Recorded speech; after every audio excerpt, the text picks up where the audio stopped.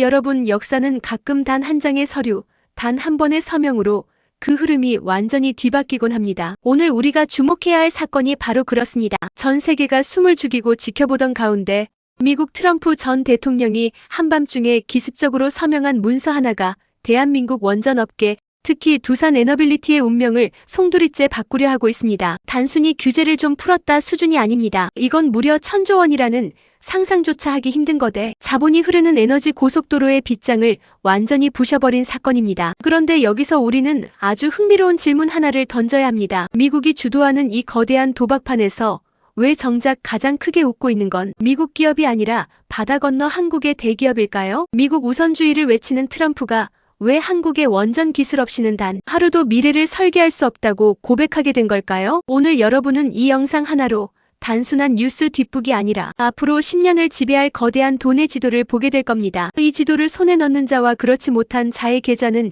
1년 뒤 완전히 다른 모습을 하고 있을 겁니다. 자, 대한민국 원전 잔혹사를 끝내고 부활의 서막을 알리는 이 짜릿한 시나리오, 지금 바로 시작합니다. 최근 미국 아이다호주에서 들려온 소식은 가히 충격적이었습니다. 보통 원자력 발전소 프로젝트 하나가 심사를 통과하려면 산더미 같은 서류와 수개월, 길게는 수년의 시간이 필요합니다. 그런데 이번에 미국 에너지부는 이 복잡한 심사를 단 15일 만에 끝내버렸습니다. 오름입니다. 이건 관료주의가 뿌리 깊은 미국 행정부에서는 거의 빛의 속도라고 봐도 무방합니다. 트럼프 행정부가 왜 이렇게 서두르는 걸까요? 이유는 단 하나입니다.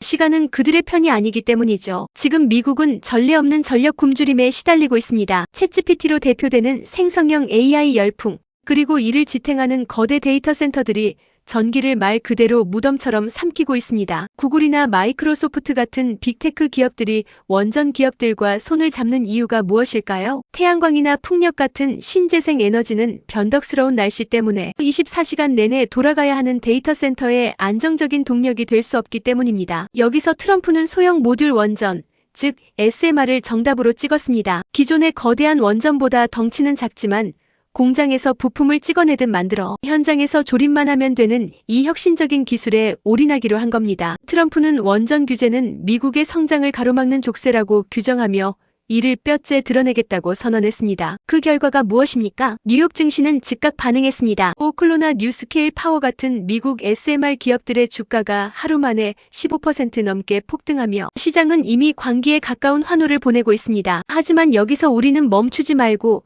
그 이면을 봐야 합니다. 주가는 미국 기업이 올랐지만 그 주가의 실체를 채워줄 진짜 실력은 어디에 있는지 말입니다. 자, 이제 진짜 본질적인 질문을 던져봅시다. 미국 설계 회사들이 아무리 천재적인 도면을 그려온들 그걸 실제로 구현할 수 없다면 그건 그냥 종이 쪼가리에 불과합니다. 원자로는 수백 톤의 거대한 강철을 한치의 오차도 없이 깎고 수천 도의 열을 견디는 특수 용접 기술이 필요합니다. 그런데 놀랍게도 현재 미국 내에는 이런 대규모 원전 부품을 정밀하게 제작할 수 있는 공급망이 사실상 붕괴된 상태입니다. 지난 수십 년간 미국은 금융과 소프트웨어에 집중하며 제조업을 소홀히 했습니다. 숙련된 기술자들은 은퇴했고 거대한 주조 공장들은 멈춰섰죠. 바로 이 지점에서 두산 에너빌리티라는 거인이 등장합니다. 전 세계에서 원전 핵심 기자재를 일괄 생산할 수 있는 전용 공장을 갖춘 곳, 원자로 하나를 통째로 주조하고 가공할 수 있는 세계 최대 규모의 프레스를 보유한 곳, 그게 바로 대한민국 창원에 있습니다. 사람들은 흔히 두산을 보고 그냥 하청업체 아니야?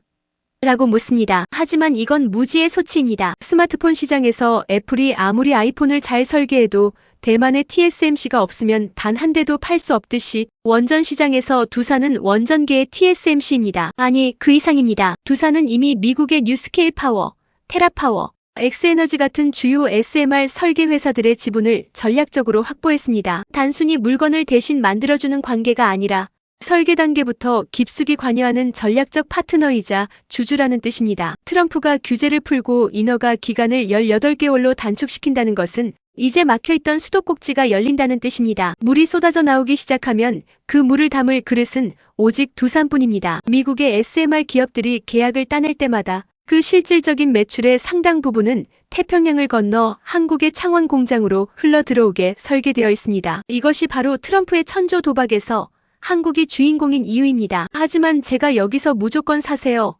내일 당장 부자 됩니다라고 말한다면 그건 사기꾼이나 다름없을 겁니다. 투자의 세계에서 절대적인 것은 없으며 호재가 클수록 리스크의 그림자도 짙게 마련입니다. 우리는 냉정해져야 합니다. 첫째, 원전은 긴 호흡의 비즈니스입니다. 트럼프가 서명을 했다고 해서 내일 아침에 원자로가 뚝딱 완성되는 게 아닙니다. 부지 선정, 환경 영향 평가, 그리고 실제 건설에 이르기까지는 여전히 수년의 시간이 필요합니다. 주가는 기대감으로 먼저 오르겠지만 실제 기업의 이익으로 찍히기까지는 인고의 시간이 필요할 수 있다는 뜻입니다. 둘째, 지정학적 변수와 원자재 가격입니다. 원전을 만드는 데 들어가는 특수광과 희귀 금속들의 가격은 글로벌 정세에 따라 널뛰기를 합니다. 또한 트럼프의 정책이 다음 정권에서도 유지될 것인가에 대한 정치적 불확실성도 완전히 배제할 수는 없습니다. 셋째, 고금리에 덫입니다. 원전 같은 거대 프로젝트는 천문학적인 대출을 끼고 진행됩니다. 금리가 높은 수준에서 유지된다면 프로젝트의 경제성이 떨어지고 속도가 늦춰질 위험이 있습니다. 따라서 우리는 단순한 뉴스 제목에 취해